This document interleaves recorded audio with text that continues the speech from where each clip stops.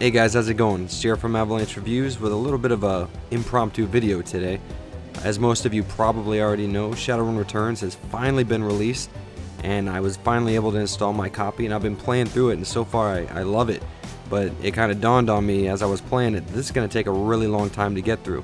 So I figured instead of waiting a really long time and writing a script and producing an entire review, I thought I would just kind of give you guys my initial impressions of the first couple hours that I played so far. So what we're going to do is just take a look at some stuff, and I'll kind of describe the game a little bit. I'll try and be brief and just kind of give you guys a little overview of everything that I've played so far and how I feel about it. So I just got off of work. I installed the game right now. I'm hot and I'm nasty, but I don't care because Shadowrun Returns is out. So let's go ahead and get into it. So here we are at the character creation screen, and I really like this aspect of it. It kind of plays a little bit more into the tabletop RPG elements of Shadowrun's past and where it came from. And if you remember in the SNES and Genesis games, you kind of just had your own character and that was it. You can allocate karma to different stats, but that really didn't, make that character yours. So I like the idea of kind of creating my own character and choosing their class and what race they are and everything like that. And with that being said, I kind of have to admit, character creation is a little, I guess bare bones is the word. It's not exactly as deep as you really are used to in a lot of, say, MMORPGs or a lot of other RPGs that give you the ability to custom create your own character. Here you can really only choose your hairstyle and your character's portrait, but that's not bad. In all honesty, I would have liked to have seen a little bit more, but since, this is an isometric top-down view, and you're never really going to zoom in close on your character, so it's not like you're going to notice a lot of small intricacies that you picked out, like earrings or stuff like that. But I would have liked to have at least seen maybe a customizer for tattoos or something like that. One thing that really makes up for the bare bones character creation is how deep you can really get into allocating your skill points. Here, I mean, there is a lot of stuff to mess around with. You have all your guns, pistols, SMGs, rifles. You have melee weapons. You can allocate points to spells or controlling drones or specific stats like quickness or body, which is pretty much defense. And you can really sink a lot of time into kind of fine-tuning your character into exactly what you want. And even though I chose a Decker as a class and an Elf as my race, I can still specialize in other things. I just won't be as good as someone who specifically specializes in that. And I think that's really cool because I'd like to have a Decker, but I'd also like to have a real long-range rifle user. I'm going to try and build towards that.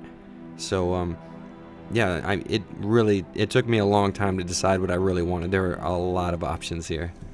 After you create and name your character, you're kind of just thrown into your apartment here, and the first thing you notice is how detailed and rich the backgrounds are. I mean, each background looks hand-drawn, and there's tiny details going on, like you see the sparks coming out of my AC unit here, and tiny flickering lights, and all the tiles looking different. It doesn't look like someone just took a tile texture and stretched it across the whole floor, and I really like that. You'll notice as I show you more gameplay too, how much tiny little details. It reminds me of the anime Akira, where every little piece of garbage rolling down the street had a million lines of detail, and that's how it is here. It also kind of reminds me of like a point-and-click adventure game. You're kind of pixel hunting, trying to find what you can and can't interact with. Of course, they do have little helps. You see the little hourglasses there showing me what I can touch and what I can't. After some dialogue and some interactions that I don't want to spoil for you guys, it throws us into this flashback where it pretty much acts as a combat tutorial. And man, I love the combat in this game. This is the best feature so far for me. It's just very simple on the surface, but you can get down and get much deeper. It reminds me a lot of playing the original 2 Fallout games, and I love those games, so this kind of really speaks to me. But I'm a big fan of console tactical RPGs like Final Fantasy Tactics and turn-based action RPGs like Parasite Eve, and this is kind of like a hybrid of the two. You can see here that when I go to click next to something that I can use as cover, it's contextual. I can just click right there and then they'll go and take cover. And instead of making me invincible when I'm behind cover, it just kind of reduces the chance of them hitting me with their attack. And I really like that. You'll also notice here that I don't have any magic points or any MP or mana or anything like that. I like this system. What they do is everything's based on action points. So if I choose to move, and then attack, I can do those two things. Or if I choose not to move, maybe I can attack twice, and more powerful spells or more powerful attacks will take up more action points. And I really like that. It takes away a little bit of the micromanaging of managing everybody's HP, their MP, and making sure everybody's in the right area to attack and everything. It makes it a little bit more manageable. And since they did away with MP, everything kind of runs on this MMORPG cooldown system. So let's say if I use a healing spell, it'll have a cooldown of 2 turns. So for 2 turns, I can't use that again. And I like that. It puts a little more emphasis on strategizing which spell is what I want to use now and what I may need to use later. So after the flashback and a little bit of story, we end up in Seattle. And I know I said I didn't want to spoil anything for you, but this just has to be said.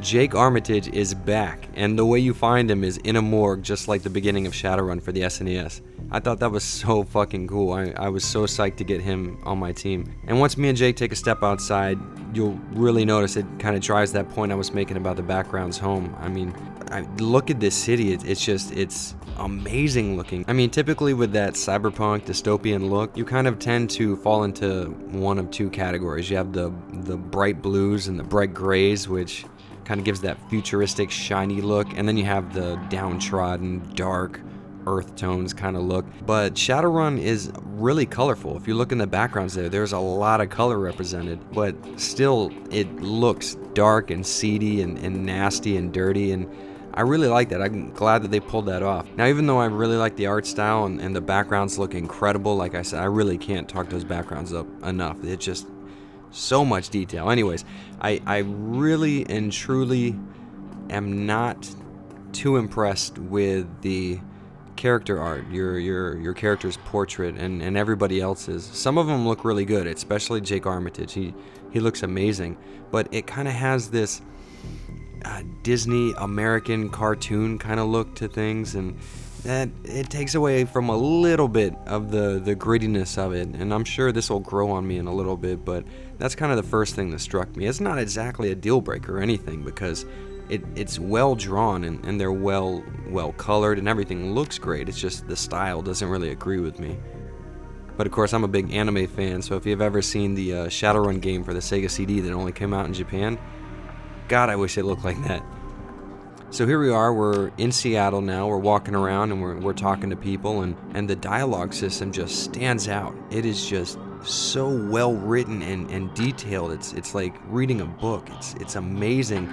Before you actually start a conversation with someone, when you click on them, there'll be a brief description of if they look downtrodden or the kind of emotion they're expressing on their face, and that's really awesome. And you know, when you're reading a book, that kind of description really fills it in your head, and since you can't see every little detail of every 3D model, that really helps the imaginative process, and it's a little more immersive. It puts you more in that world. Now, as I'm talking, you might see little dialogue options that I can't choose that are closed off to me, and some of those are based on stats like charisma, but other ones are based on your etiquette, which you can choose when you're creating your character, and that is really cool. There's a list of a lot of etiquettes. You can talk like a gangster, or a businessman, or a shadow runner, someone who's kind of like well versed in the slang.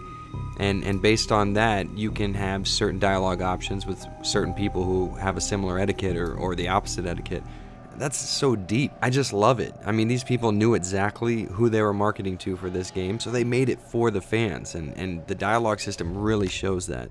And speaking of the fans, when you open up the menu for the first time, it really hits you the Shadowrun tabletop roots built into this game here. I mean, it is very text heavy. I mean, the entire game is just very text heavy. Every description is very long and wordy, and that really shows through in the menus. I mean, everything is just heavy stats and heavy text, and I'm gonna admit it leaves it a little more clunky than what I'm used to. It kind of feels like an older RPG, which kind of makes sense, because you know, the lead behind this project in Harebrained Schemes, he worked on the SNES RPG, and that RPG was very, very different, and you can kind of feel that here. They're not taking a lot of cues from other games. They're kind of just building this the way that they want it, and the way that tabletop players are going to want it, and it really works for me. I really like it, but I can see how someone who's a little bit more of a casual player might not like it too much. But clunkiness be damned, I have to say, so far I am loving it. Just every little piece of it is just custom, tailor-made exactly for me. It feels like the ambience of standing in a room or in the city and hearing noises, seeing trash blow down the street, or sparks come from an electrical box, or little sounds like horns beeping, that kind of ambient hum of being in a large populated area. I love it. Of course, the dialogue system is deep and really descriptive and really interesting to read through, and it kind of makes just talking to an NPC really interesting. And the music is done by the original composer of the SNES Shadowrun game, so when you're getting into a fight, you'll notice it's just a remix of the SNES Shadowrun fight theme, and that's really cool. I'm loving it. I'm loving it so much. And with that being said, I really want to get back to playing it, so I gotta cut this off here and feed my addiction. But in the meantime, feel free to let me know in the comments if you want to see an actual review of the game. I'm kind of interested to see. And for those of you who've subscribed and you've been here for a while, I just got to say thanks. You know, I'm really amazed and I'm really humbled at what I've been able to achieve here and how much I've been able to learn. So if you're not a subscriber, don't feel bad. Just hit that subscribe button there, and I'll have more videos out. And if you like this kind of stuff, let me know in the comments for sure. And if you like, you can hit me up on Twitter or Facebook. Just drop me a line whenever you want. And yeah, I think that's about it. But thanks for watching, guys. I'm going to get back to playing Shadowrun, so I'll see you guys later.